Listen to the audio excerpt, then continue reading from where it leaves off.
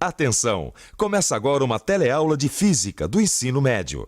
Você vai assistir a teleaula de número 8. Bons estudos!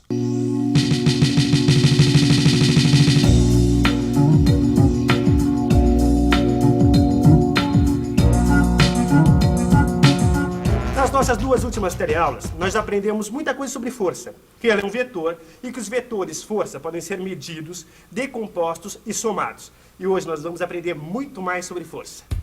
Nessa teleaula você vai ficar sabendo quais são as 3 leis que explicam o movimento das chamadas leis de Newton. E assim vai ficar sabendo o que é inércia, ação e reação. E vai ver que as 3 leis juntas ajudam e muito a entender os fenômenos da mecânica.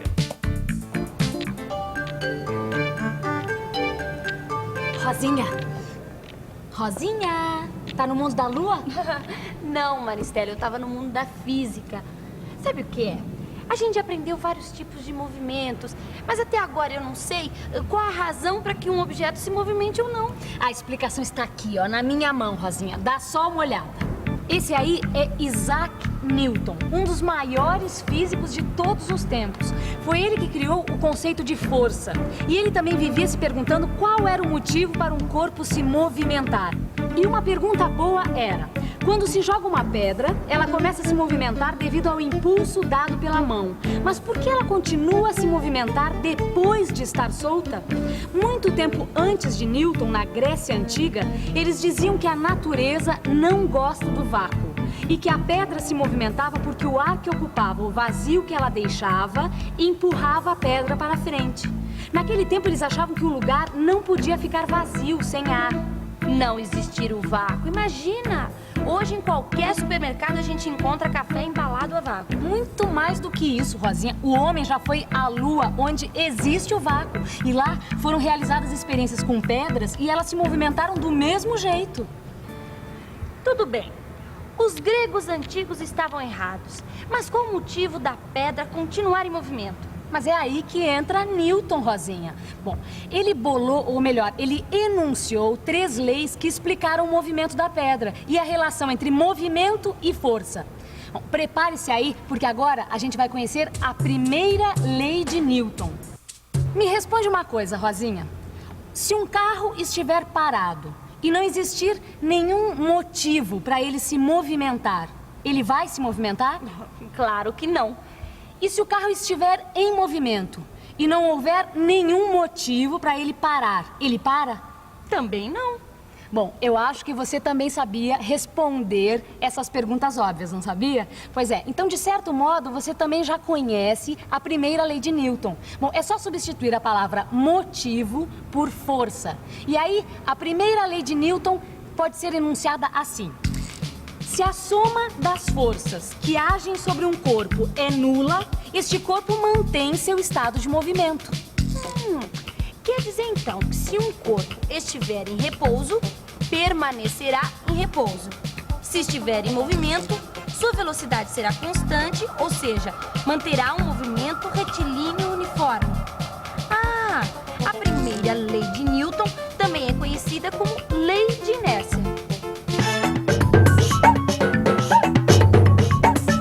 Inércia. Resistência que todos os corpos materiais opõem à modificação do seu estado de movimento. Se você ainda não sabe, fique sabendo que essas situações muito comuns no nosso dia a dia são exemplos práticos da primeira lei de Newton, a lei da inércia. Quando o motorista dá uma arrancada, todo mundo dentro no ônibus é jogado para trás, pois como todos estavam parados pela lei da inércia, a tendência é continuar parado. É como se o ônibus fosse e as pessoas ficassem. No caso da freada, é o contrário. Tá todo mundo em movimento e o motorista breca. Quer dizer, a tendência, pela mesma lei da inércia, é continuar em movimento. Aí o ônibus fica e as pessoas vão para frente. Então também essa lei da inércia que derruba o cavaleiro quando o cavalo refuga diante de uma barreira. Veja só. O cavalo fica e o cavaleiro continua em movimento, levando maior tombo.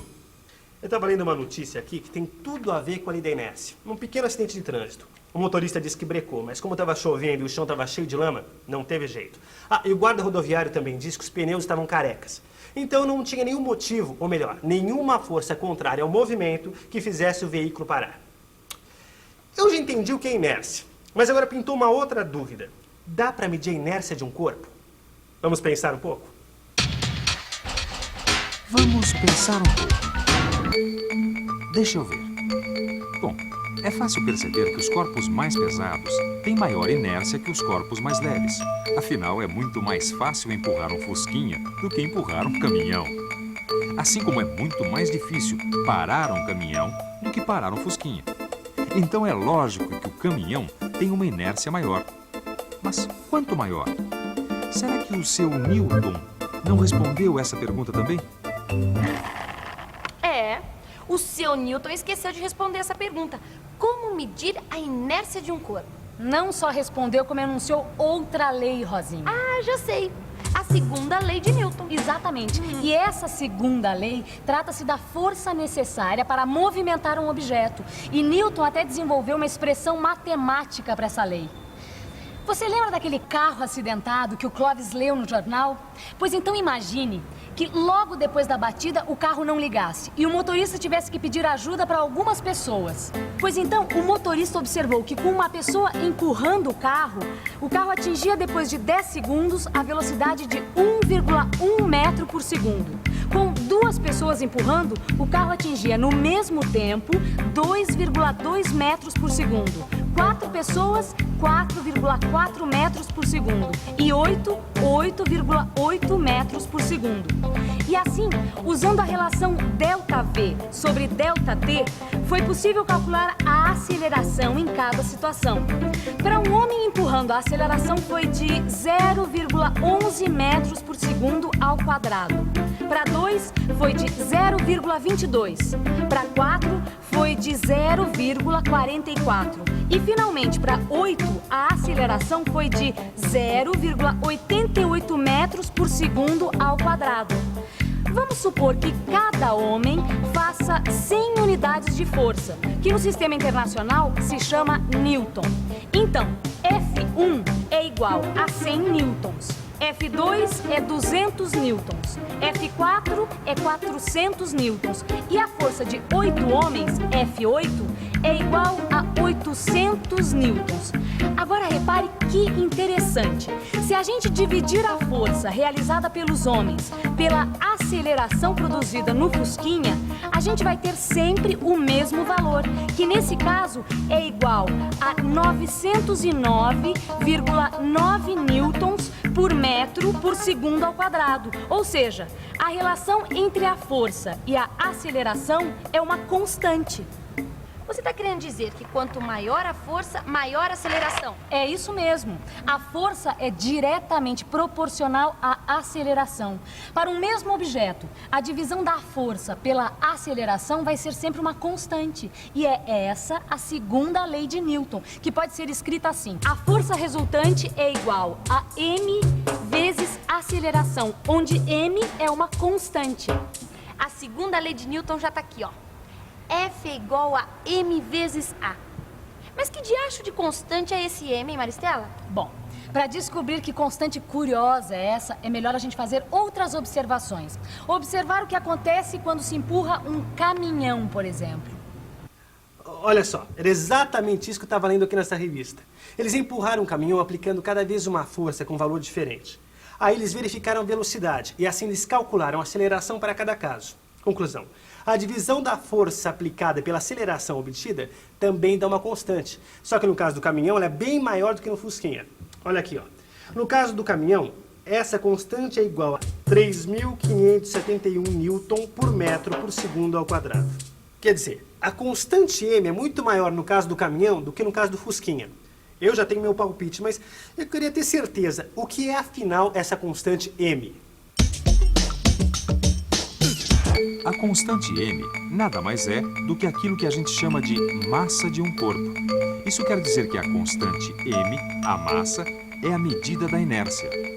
Ou seja, o caminhão tem muito mais inércia do que um fusquinha, o que é a mesma coisa que dizer que o caminhão tem mais massa. Como a gente viu, a constante m do Fusca é igual a 909,9 newton por metro por segundo ao quadrado, que é a mesma coisa que 909,9 quilogramas, que é a unidade de massa usada no sistema internacional. A mesma coisa para o caminhão. 3.571 Newton por metro por segundo ao quadrado é igual a 3.571 quilogramas. Bom, se a gente conhecer a segunda lei de Newton, dá para determinar a força que age num corpo se nós conhecermos a sua massa e a sua aceleração. No caso desse carro aqui, a massa é de 1.200 quilogramas e sua aceleração ao sair de 10 metros por segundo ao quadrado. Opa, a pergunta agora é o seguinte: qual o valor da força resultante que agiu nesse carro aí? Vamos aplicar a segunda lei de Newton. O motor faz com que as rodas girem, empurrando o chão para trás, que por sua vez empurram o carro para frente. Existe uma força de resistência ao movimento do carro, que em sua maior parte é exercida pelo ar, chamada força de atrito. Por isso, podemos escrever que a força resultante é igual à força motora menos a força de atrito. Como na segunda lei de Newton, força resultante é igual a m vezes A. Substituindo os valores e fazendo as contas, temos que o carro está sob a ação de uma força de 12.000 newtons. Muito bem. A gente já viu a primeira e a segunda lei de Newton. A lei da inércia e a lei da força. Mas não são 3 leis? São, e ainda está faltando uma, que é a terceira lei de Newton. Rosinha, me responde uma coisa. A gente pode empurrar esse carrinho ou qualquer outro objeto sem que ele toque na gente? Não. E a gente pode tocar nessa mesa sem que ela toque na gente? Também não. Agora vai me dizer que isso tem a ver com a terceira lei de Newton? Tem tudo a ver, Rosinha. Presta atenção. Quando a gente faz uma força sobre alguma coisa, esta alguma coisa faz uma força sobre a gente. Bom, vamos voltar ao caso da freada, Rosinha. Imaginando que a pista não estivesse molhada e nem os pneus carecas, o que ia acontecer? Bom, a gente já sabe que para parar o carro precisa de um motivo. Com o freio acionado, as rodas iam travar e os pneus iam raspar no asfalto, fazendo uma força sobre ele. O asfalto, por sua vez, ia fazer uma força nos pneus, uma da mesma intensidade e no sentido contrário ao movimento, que ia fazer com que o carro parasse. Peraí. Então, quando um objeto está em cima de uma mesa, parado, estão atuando sobre ele 2 forças. Uma força devido à atração gravitacional que a Terra exerce sobre ele e a força de sustentação que a mesa faz sobre este objeto. Isso significa que o objeto faz uma força sobre a Terra, igual ao peso, mas em sentido contrário, assim como faz uma força sobre a mesa de mesma intensidade, mas em sentido contrário. É isso? Perfeito! E essa é a terceira lei de Newton. Escuta só como fica a definição da terceira lei de Newton, também chamada lei de ação e reação. Se um corpo A faz uma força sobre o corpo B faz ao mesmo tempo uma força da mesma intensidade e de sentido contrário ao corpo A.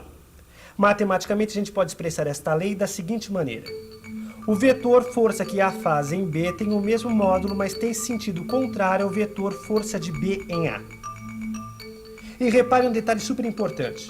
As forças de ação e reação estão sempre em corpos diferentes, quando se empurra uma parede, por exemplo. A força que se faz está na parede, e a força que a parede faz, quer dizer, a força de reação está em quem está empurrando.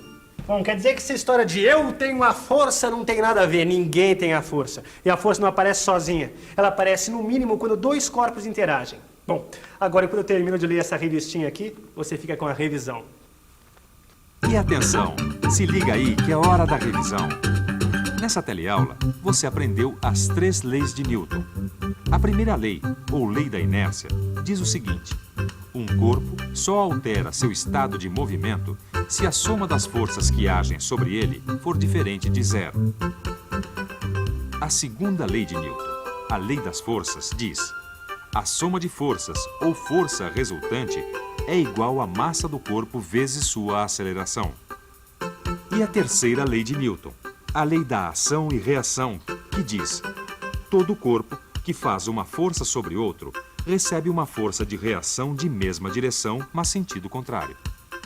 E para entender essa história direitinho, você já sabe, né? Estudar e fazer os exercícios do seu livro de física. E na próxima teleaula tem mais. Até lá. Tchau!